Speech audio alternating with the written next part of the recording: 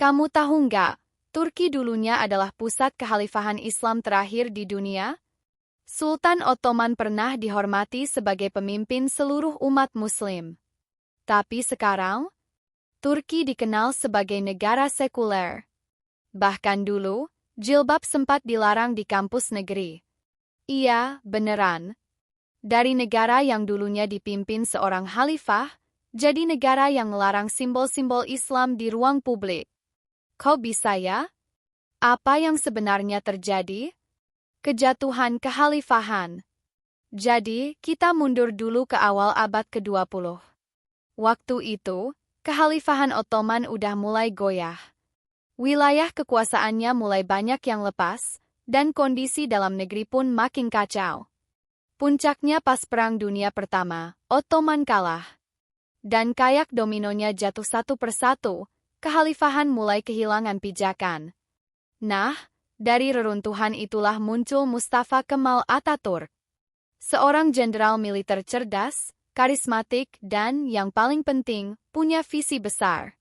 Dia percaya, kalau Turki mau maju, harus putus total dari masa lalu. Menurut Atatürk, Turki gak akan bisa bangkit kalau masih terikat dengan sistem kekhalifahan yang udah usang. Jadi apa yang dia lakukan? Revolusi sekuler total. Atatürk langsung tancap gas. Tahun 1924, kekhalifahan resmi dibubarkan. Lembaga kesultanan dihapus. Hukum syariah diganti hukum sipil ala Eropa. Huruf Arab diganti ke alfabet Latin. Bahkan, adzan sempat diterjemahkan ke bahasa Turki. Bayangin kamu dengar adzan bukan Allahu Akbar, tapi Tanrı Uludur. Gak cuma itu, pakaian tradisional seperti fez dilarang. Sekolah agama ditutup. Dan semua yang berbau Islam tradisional perlahan dihapus dari ruang publik. Turki berubah drastis.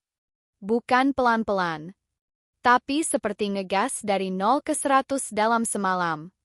Banyak yang kagum, tapi banyak juga yang kaget, bahkan sedih. Identitas yang terpecah. Sekularisme Turki bukan sekadar pemisahan agama dan negara, tapi kayak benar-benar meminggirkan agama dari kehidupan publik. Selama puluhan tahun, militer Turki jadi penjaga ideologi sekuler. Setiap kali ada partai yang dianggap terlalu agamis, bisa-bisa dibubarkan. Kudeta pernah terjadi, dan kebebasan beragama dibatasi. Tapi generasi baru mulai merasa asing. Mereka gak mau milih antara menjadi Muslim atau menjadi warga negara. Kenapa nggak dua-duanya? Kenapa Islam harus dibungkam di ruang publik? Akhirnya, mulai muncul partai-partai Islam moderat. Dan dari situ lahirlah nama yang sekarang mendunia, Recep Tayyip Erdogan. Kebangkitan Islam modern? Erdogan datang dengan janji mengembalikan hak-hak umat Islam. Di bawah kepemimpinannya, jilbab dibebaskan lagi. Adzan kembali ke bahasa Arab. Simbol-simbol Islam mulai muncul lagi di ruang publik.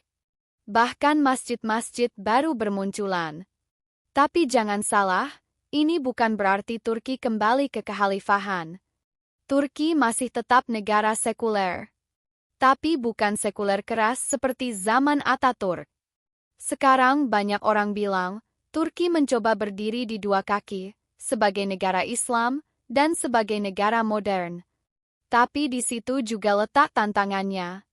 Beberapa pihak menuduh Erdogan terlalu otoriter dan menyalahgunakan agama untuk kekuasaan.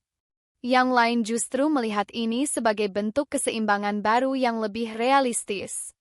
Jadi, Turki hari ini adalah negara dengan identitas yang kompleks. Bukan sepenuhnya sekuler, tapi juga bukan negara agama. Ia lahir dari reruntuhan kekhalifahan, tumbuh dalam sekularisme radikal, dan sekarang masih mencari jati dirinya sendiri. Kalau kamu tertarik dengan cerita-cerita sejarah dunia Islam yang dibahas dengan gaya ringan seperti ini, jangan lupa klik like, tulis pendapat kamu di komentar, dan subscribe ya. Karena dunia ini selalu punya cerita menarik yang gak cukup kalau cuma dibaca sekilas.